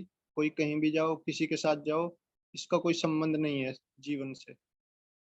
अपने जीवन को नियमों में बांध के व्यवस्थित रूप से जीवन का उद्देश्य सामने रख करके कैसे जीना है, ये तो बिना शास्त्रों के ये ज्ञान हो नहीं सकता। इसके लिए तो कहीं ना कहीं कुछ न कुछ सीखना, व्यवस्था करनी पड़ेगी। यदि आज की शिक्षा व्यवस्था नहीं सिखाती है तो कुछ और उपाय करने पड़ेंगे। आज की शिक्षा व्यवस्था में नहीं है तो हम नहीं देंगे ये ज्ञान, तो ये अच्छा नहीं है। इसके लिए तो फिर कुछ ना कुछ उपाय ढूंढना पड़ेगा। गुरुकुल तो है नहीं इतने, गुरुकुलों में कोई जाना भी नहीं चाहता। तो बस ये उपाय है जो आदरणीय लखनलाल जी ने शुरू कर रखा है, ये अच्छा उपाय लगा मुझे। तो आज की आधुनिक विज्ञान का, टेक्नोलॉजी का सही उपयोग कर रहे हैं ये। घर घर में बैठे अपने घरों में 1 घंटे का स्वाध्याय प्रतिदिन हो जाता है आप सबका। इससे बढ़िया क्या हो सकता है कि एक सकारात्मक प्रचार, एक जीवन के जो महान उद्देश्य के लिए आप रोज रात्रि में 1 घंटा अच्छी अच्छी बातें सुन करके सो रहे हो, और अपने कहीं जाना आना नहीं, इधर उधर अपने घर में हो, सुरक्षित हो। थोड़ा सा समय तो लेते हैं, थोड़े से समय के बदले कितनी बड़ी संपत्ति मिल रही है। तो इस चीज को आप निरंतर जारी रखें। मैं तो सभी से प्रार्थना कर रहा हूँ, निवेदन, कि ये बहुत अच्छा कार्य है। और ये आर्य योग का जो महा इतना बड़ा कार्य है, ये बहुत बड़ा उद्देश्य है जीवन का। इसको पूरा करने में आप सब एक दूसरे से, दूसरे को तीसरे से ऐसे जोड़े, घर घर में ये चीजें जाने लगेगी। इसके द्वारा तो हजारों को, लाखों को जोड़ सकते हैं आप, कितने भी जुड़ जाए इतने ही पढ़ सकते हैं। तो ये सब चीजें थोड़ी थोड़ी सी होनी चाहिए जीवन में, तभी जाकर के कुछ सुधार होगा। गृहस्थाश्रम का विषय बहुत बड़ा है, इसको मैं थोड़ा थोड़ा सा ही लेकर के चलूंगा। सारी बातें तो यहाँ पर नहीं बताई जा सकती एकदम, ये तो कई दिनों का कार्य है। मैं तो सोचा था आपको विवाह संस्कार से संबंधित पूरी पद्धति समझाऊं धीरे धीरे करके, लेकिन उसमें समय लगता है, समय की अल्पता है अभी। तो किसी का कोई प्रश्न आदरणीय तो पूछ सकते हैं थोड़ा। 10 मिनट शंका हो 10 जीवन से संबंधित, इससे क्या शंका है आपकी? हाँ, आचार्य लोकेंद्र जी अभिवादन। जी आपको भी। सुधीर कुमार बंसल बोल रहा हूँ और 6 दिन बाद मैं वापस जुड़ा हूँ। मैं आपके प्रवचन स्पीच में कुछ मिस भी हो गए होंगे। मैं देहरादून तपोवन आश्रम में था, जहाँ देहरादून में सामवेद पारायण यज्ञ चलता है। आपने शायद तपोवन देहरादून डाला पानी का नाम सुना भी होगा। हाँ हाँ बिल्कुल, मैं तो देहरादून में हूँ ना अभी। मैं वहाँ जाता रहता हूँ, साल में 2-3 बार जाना होता ठीक है, अब की बार आएंगे तो मिलना आप मुझसे। है।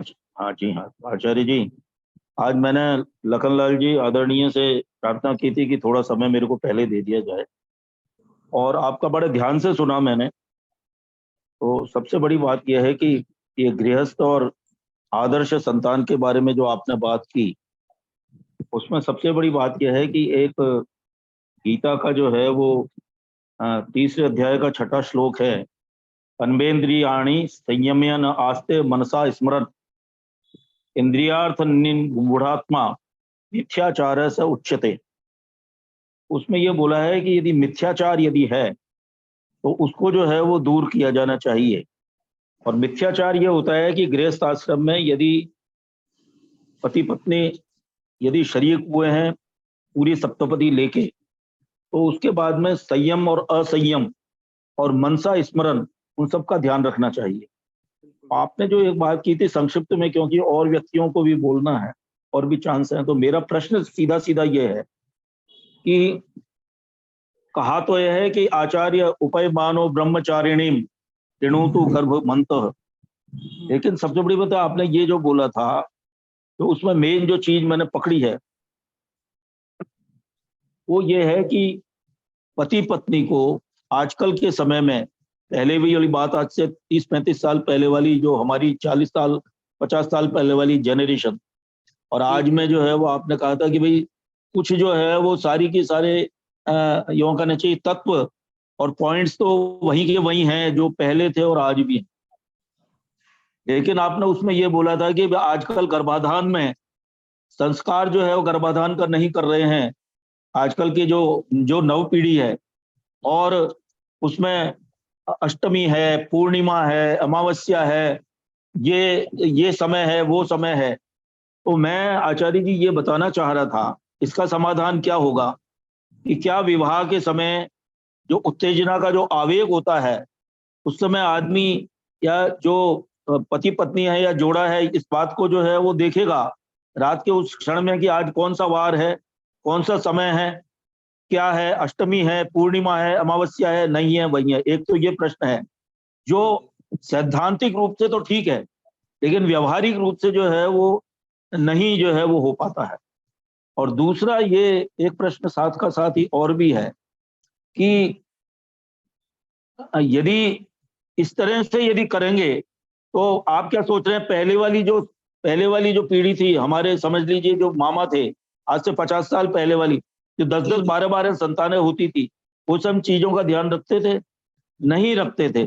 तब भी जो है वो संतानें बड़ी स्वस्थ पैदा होती थी, लेकिन सारा कुछ डिपेंड करता था इस संतान के इस जीवन में आंख खोलने के बाद में उनको बाह्य वातावरण और आंतरिक वातावरण, माँ का वातावरण, पिता का वातावरण कैसे मिल रहा है, उस पर उनका जो है वो संस्कार बनता था और आकृति बनती थी, उससे वो आगे बढ़ते थे। तो ऐसा नहीं है कि संतानें पहले भी बिगड़ैल नहीं थी और अब भी बिगड़ैल नहीं है, पहले भी अच्छी संतानें थी और आज भी अच्छी हो रही हैं। तो इन दो चीजों का साथ में निराकरण करिए कि सैद्धांतिक रूप से और व्यवहारिक रूप से क्या जो है वो उनका समागम हो सकता है। धन्यवाद। ठीक है जी आदरणीय, बहुत अच्छा, आपने एकदम बहुत सुंदर ढंग से इस बात को पूछा है। इसके लिए मुझे जैसा लगता है, जैसा प्रतीत होता है, इसका मुख्य कारण क्या है कि संतान के निमित्त जो पति पत्नी के संबंध है, यदि संतान के निमित्त हो रहे हैं संबंध, मनोरंजन के लिए बात नहीं चल रही है जी, केवल संतान के निमित्त यदि हो रहे हैं तो उसमें ये ध्यान रखना चाहिए कि उससे पहले पत्नी का भी और पति का भी ब्रह्मचर्य का काल थोड़ा सा लंबा हो, अर्थात उन्होंने जितने लंबे समय तक ब्रह्मचर्य का पालन किया है कुछ दिन पहले से लेकर के, इतना ही अच्छा संतान की उन्नति का होने का अवसर मिलेगा, क्योंकि यदि बीज अच्छा होगा तो फसल अच्छी होगी। एक मिनट श्री धृष्टता के लिए क्षमा करेंगे, साथ में एक बात भूलना भूल गया, वो भी जरूरी है, उसको अन्यथा बिल्कुल ना लें। देखिए ऐसा है आचार्य लोकेंद्र साहब कि आप हैं ब्रह्मचर्य धारण किए हुए और बिल्कुल यंग एज में है, ब्रह्मचारी हैं। आप सैद्धांतिक रूप से जो भी कमांडमेंट्स हैं वो प्रवचन के रूप में देने में तो बड़ा आसान लगता है, लेकिन जो पति पत्नी गृहस्थ आश्रम में प्रवेश कर चुके हैं आप उनसे ये बिल्कुल जो है वो ना करें। और मैं तो बल्कि ये कहता था, अब तो कहना छोड़ दिया, अब तो मैं 72 साल की उम्र हो गई है मेरी। जिस समय यंग था उस समय भी जब डिस्कशन होता था, कहीं डिबेट होती थी, और ये सार्वभौमिक सत्य है कि पहली संतान, अपवाद 10% हो तो हो, पहली संतान तो आप ये समझिए कि मूर्खता की वजह से, नादानी की वजह से, अल्पज्यता की वजह से, अज्ञानता की वजह से हो जाती थी। पहली संतान को पालने के बाद में उसको जब अनुभव होता था तब पता पड़ता था कि दूसरी संतान का क्या करूं। तो इन सब के परिवेश में अब आप मेरे को वापस जवाब दी। व्यवहारिक रूप से इसको कैसे लागू करना, सीधी बात यह है कि शास्त्रों में जो दिया गया है व्यवहार में कैसे लाना, तो इसकी तैयारी तो पहले से करनी पड़ेगी, क्योंकि जिसने पहले तैयारी नहीं की वो युद्ध भूमि में उतरने के योग्य नहीं होता। इसलिए महर्षि जी ने कहा है कि जिसने कम से कम एक वेद भी ना पढ़ा हो उसको गृहस्थाश्रम में नहीं जाना चाहिए। कम से कम इतना तो पढ़ ले, योग दर्शन आदि पढ़े, थोड़ा थोड़ा सा कुछ सामान्य बोध हो। एक पुस्तक है मेरे पास, ये हर घर में होनी चाहिए, कम से कम हर जिस कन्या का वर्ग का विवाह संस्कार होना है उसको ये पढ़ लेनी चाहिए। इसका नाम है जी संस्कार चंद्रिका। और इसके साथ साथ एक दो पुस्तकों का और मैं परिचय देता हूं आपको, जिससे व्यवहारिक ज्ञान हो, क्योंकि ये विचारों से जुड़ा है। जब तक विचारों को नहीं बदल सकते ये संभावना नहीं है। आप बिल्कुल ठीक कह रहे हैं, व्यवहार में भी तभी हो सकता है जब विचार। एक पुस्तक है ये मनचाही संतान करके, बहुत छोटी सी पुस्तक है, देव शर्मा जी ने लिखी हुई है। इसके साथ साथ आपको सन्मार्ग दर्शन है, ये सब जो है गृहस्थ से संबंधित बहुत सारी बातें इनमें मिलेगी, और ये वैदिक संस्कृति के मूल तत्व। ये मैं इसलिए बोल रहा हूं क्योंकि यदि ज्ञान नहीं है तो अज्ञानता में कभी भी कोई कार्य ठीक ठीक हो नहीं सकता। बिना विधि के कोई भी कार्य करेंगे तो उसमें कोई स्वाद भी नहीं आएगा। यदि सभी कार्य हम सोचते हैं कि बाहर अच्छे से अच्छे विधिवत करें, तो क्या इसकी विधि का नहीं जानना चाहिए कि इसकी विधि क्या होनी चाहिए। हर कार्य में मनुष्य सोचता है कि अच्छी तरह से करे, तरीका अच्छा हो, तो इसका भी तो विधि विधान नियम होने चाहिए कि नहीं। तो जब उन नियमों का पता ही नहीं तो वे तो उत्सुकतावश आवेग में कुछ भी करेंगे, वो तो अज्ञानता है ना। तो मुख्य बात है ज्ञान। बिना ज्ञान के, बिना समझ के ये कार्य शुद्ध और सफल नहीं हो सकते। ठीक बात है आपकी कि पहले होते थे 8-10 बच्चे हो जाते थे एक एक परिवार में, और वे स्वस्थ भी रहते थे। उनके स्वास्थ्य का कारण उस समय का परिवेश, वातावरण था, लेकिन उनको जरूरी नहीं है कि वो मानसिक स्वास्थ्य भी उनका इतना ही अच्छा रहता हो, बौद्धिक स्वास्थ्य भी अच्छा रहता हो, आत्मिक स्वास्थ्य भी। केवल शरीर का स्वस्थ रहना इस पर निर्भर नहीं करता कि उनका जीवन सुखी ही रहेगा, हमेशा अच्छा ही रहेगा। यदि ज्ञान की कमी है तो व्यक्ति कितना भी स्वस्थ हो, वो धीरे धीरे दुख के सागर में जाता ही है। तो ज्ञान का भी तो प्रयोग जब करेंगे तभी तो करेंगे जब वो होगा साथ में। जब कोई शस्त्र ही नहीं है तो रक्षा कैसे करें। तो मुख्य बात तो यही है कि हमें इन चीजों को सामने रखना चाहिए। जिनको इस बड़े उद्देश्य के लिए तैयारी करनी है, या कहे कि गृहस्थाश्रम में जा रहे हैं, तो इसको सामान्य ना ले और ऐसा समझे कि उससे पहले कम से कम 1 साल 2 साल पहले तैयारी शुरू करे, और ये सोचे कि हमें दोनों पक्षों की बात कर रहा हूँ, एक से काम नहीं चलेगा। और ये संस्कार चंद्रिका आदि पढ़ के थोड़ा थोड़ा सा सामान्य बोध होकर के, शास्त्रों के साथ जुड़ के, विद्वानों के साथ जुड़ करके कुछ चीजें हो सकती है, बदली जा सकती है। ऐसा तो नहीं है बिल्कुल कि इतना नकारात्मक हो जाए दुनिया की, बिल्कुल भी नहीं बदल सकती, ऐसा तो नहीं। व्यवहार में बदला जा सकता है यदि हम थोड़ा सा प्रयास करें तो मुझे तो ऐसा लगता है कि यदि हम अपने बच्चों को, जो आज की पीढ़ी है नहीं, उनको थोड़ा सा इन चीजों से जोड़ ले तो वो भी समझदार है, बुद्धिमान है। ऐसा नहीं है, उनके अंदर भी लॉजिक है, तर्कशील है। तो बुद्धिमत्ता से यदि उनको समझाए तो वे धीरे धीरे इस चीज पर नियंत्रण कर सकते हैं। ऐसा तो नहीं है कि अनियंत्रित होने का कारण भी तो हम ही है, हमने परिवेश ऐसा बना रखा है। जब परिवेश अच्छा बन जाएगा तो फिर अपने आप ही ठीक हो जाएगा सब कुछ। तो वातावरण बनाने से बना है, और वातावरण सुधारने से ही अभी ठीक होगा, नहीं तो वैसे ही चलता रहेगा। इसलिए मुझे तो ऐसा ही लगता है कि बिना ज्ञान के नहीं हो सकता है। विचार शुद्ध होंगे तो व्यवहार में आ सकता है, यदि विचारों में पवित्रता नहीं आई तो नहीं हो सकता। ठीक है जी। चलिए, और अब क्या कोई समय हो प्रश्न गया। हो तो बताइए। हाँ जी। किसी के मन में कोई और शंका हो तो पूछ लीजिए। हाँ, किसी को कोई प्रश्न हो तो देखो 2 मिनट। चलिए, वैशाली जी आज काफी मातृशक्ति जुड़ी हुई है, काफी संख्या में। आचार्य बलदेव जी, हाँ आइए, बहुत अच्छे। हमारे एडवोकेट कौशल किशोर गोस्वामी, बड़ी खुशी की बात है, स्वागत है आपका।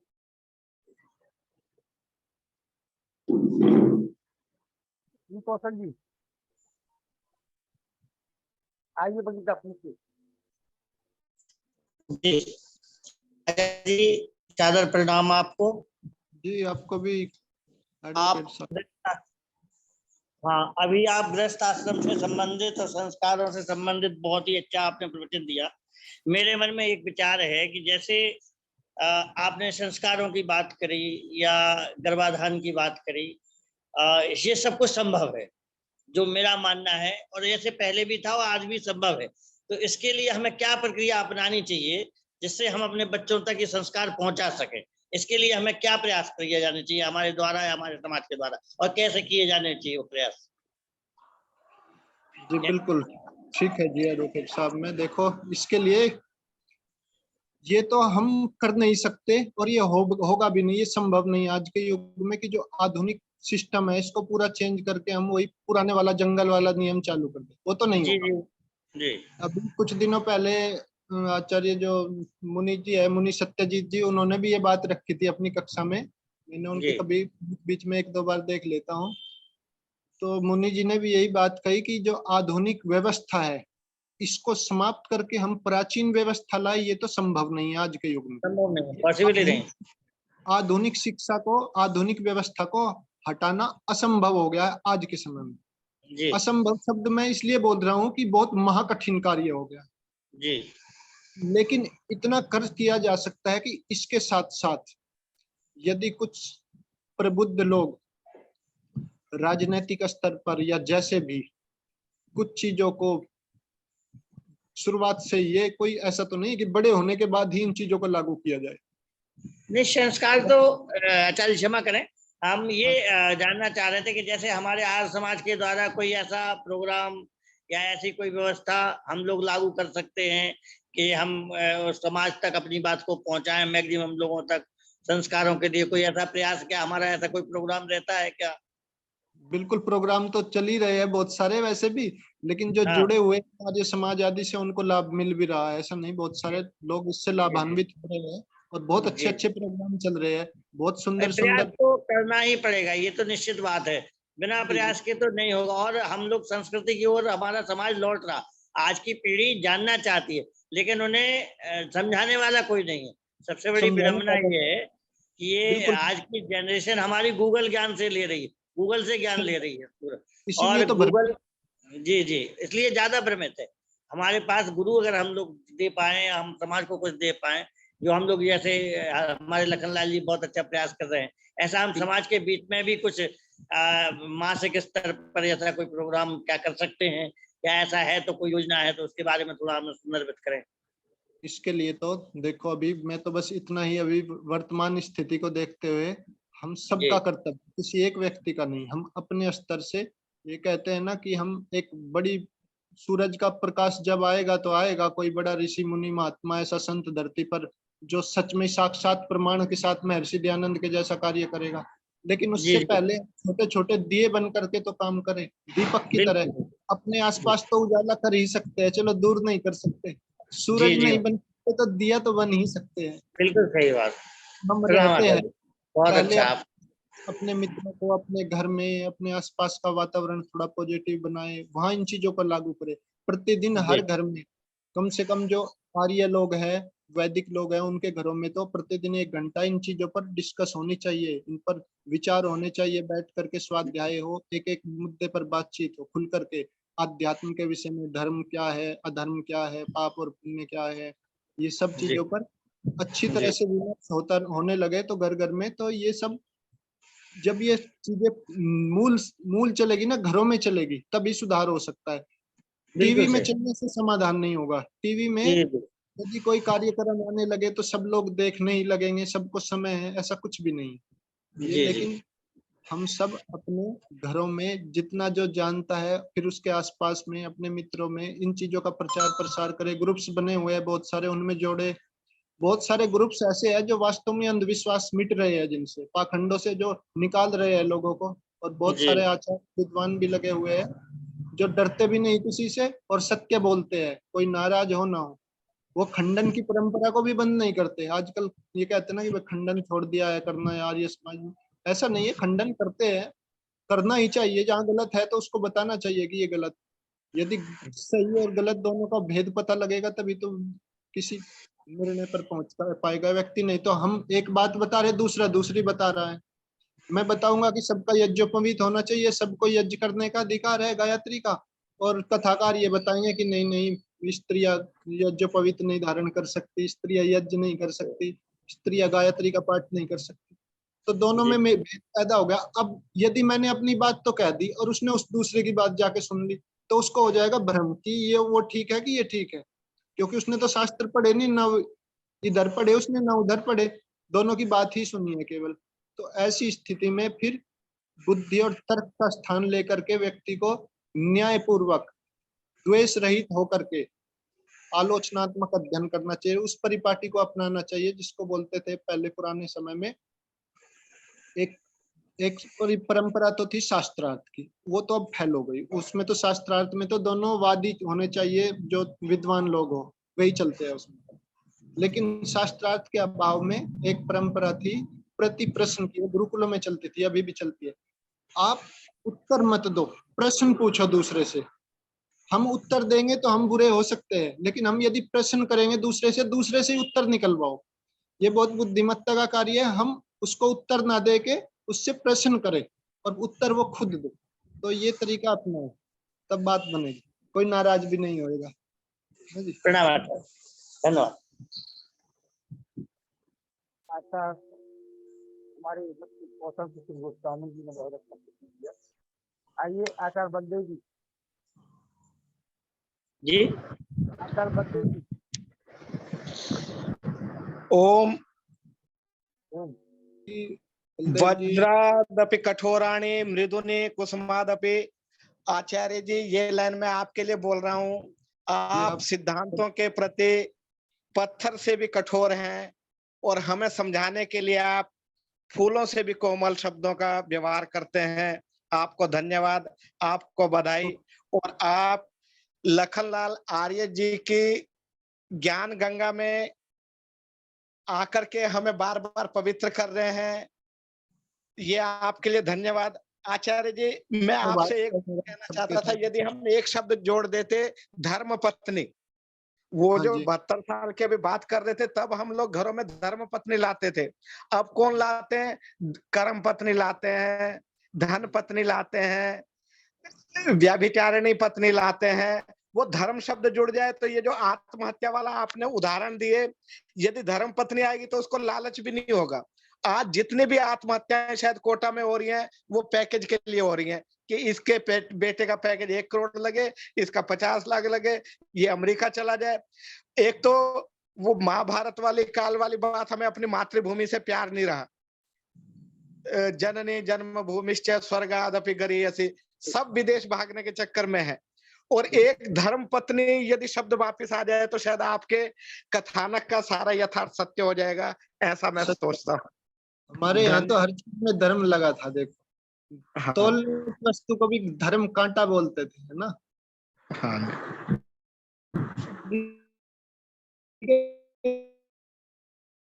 कार्य को भी धर्म बोलते थे। जो जिसको बोलते हैं संसार में कि जो अशुद्धि का कार्य, उसको भी हमने बोला मासिक धर्म, उस धर्म बताया। देखो वो धर्म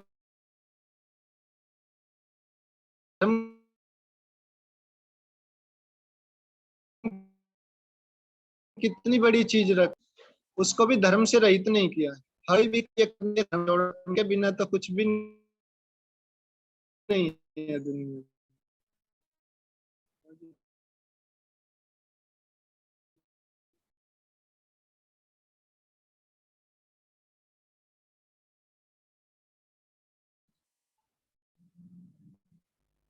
ठीक है, आप संकल्प आदि के मंत्र बोलने के लिए कौन आएगा? या भी 1 घंटा रखते हैं या देख रखते हैं? चलिए आइए शांति पाठ कराएं। किसी के मन में कोई हाँ शंका जी, तो हाँ। नहीं? किसी की शंका तो आपकी बनी रहेगी, अभी तक बात तक साल के हो गए आप। कोई नहीं, इसको कल रखेंगे। कल रखना इससे संबंधित बहुत आचार्य जी ने प्रार्थना की है शिव संकल्प के लिए, तो वो 8 मंत्र जो है वो मैं बोलना चाहता हूँ, जी जी यदि बिल्कुल समय हो। जी बिल्कुल बोल दीजिए। आइए, शयन मंत्र ही है, हालांकि रात्रि कार्यक्रम अभी कुछ सज्जनों के बाकी भी होंगे इसके बाद में, फिर भी हम शिव संकल्प के लिए, कल्याण के लिए, सभी मनुष्यों के कल्याण के लिए और संसार के कल्याण के लिए हम प्रार्थना करते हैं इन मंत्रों द्वारा। जी जी। ओम यज्जाग्रतो दूरमुदैति दैवं तदुसुत्पस्य तथैवैति दूरंगमं ज्योतिषां ज्योतिरेकं तन्मे मनः शिव संकल्पमस्तु। ओम येन कर्मण्यपसो मनीषिणो यज्ञे कृण्वन्तु विदते क्षुधीराः यद पूर्वं यक्षमन्तः प्रजानां तन्मे मनः शिव संकल्पमस्तु। ओम यत्प्रज्ञानमुत चेतो धृतिश्च यज्ज्योतिरन्तरमृतं प्रजासु यस्मान्नरिते किंचन कर्म क्रियते तन्मे मनः शिव संकल्पमस्तु। ओम येनेदं भूतं भुवनं भविष्यगृहीतममृत होता तन्मे मनः शिव संकल्पमस्तु। ओम यस्मिन् ऋचः सामययूंषि यस्मिन् प्रतिष्ठिता रथनाभाविवाराः यस्मिंश्चित्तं सर्वमोतं प्रजानां तन्मे मनः शिव मनुष्यान्ने नीयते शुभर्वाजिन इव हृत्प्रतिष्ठं यदजीरं तन्मे मनः शिव संकल्पमस्तु।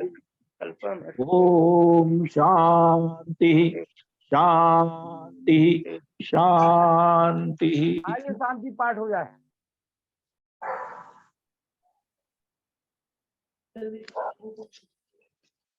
देव प्रकाश शर्मा जी।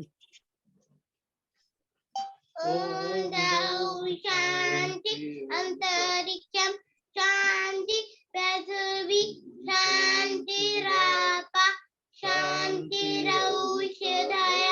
शांति वनस्पतयः शांति विषयदेवः शांति ब्रह्म शांति सर्वं शांति शांतिरेव क्षमा शांति रेडि।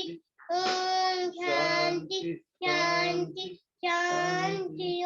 जो बोले सो आदर सत्य सनातन वैदिक धर्म की जय। गुरुवर विजयानंद की जय। योगेश्वर महर्षि दयानंद की जय। पुरुषोत्तम श्री रामचंद्र की जय। योगेश्वर श्री कृष्णचंद्र की जय। पंडित लेख राम की जय। स्वामी सदानंद की जय। स्वामी आत्मानंद की जय। भारत माता की जय। गौ माता की रक्षा हो पालन हो आर्य समाज अमर रहे। वेद की ज्योति जलती रहे। ओम का झंडा ऊंचा रहे। आर्यों के महाकुंभ और भारत को समझो अभियान की जय। कर्वंतो विश्वमार्यं परब्धनि। ओम वैदिक अभिवादन सबको नमस्ते जी। ओम सर्वेभ्यो नमः। सभी को सादर नमस्ते। कल पुनः आचार्य लोकेंद्र जी को आप गृहस्थ आश्रम के और आगे की जो चीजें हैं उसकी करेंगे। बहुत बहुत धन्यवाद। शुभ रात्रि।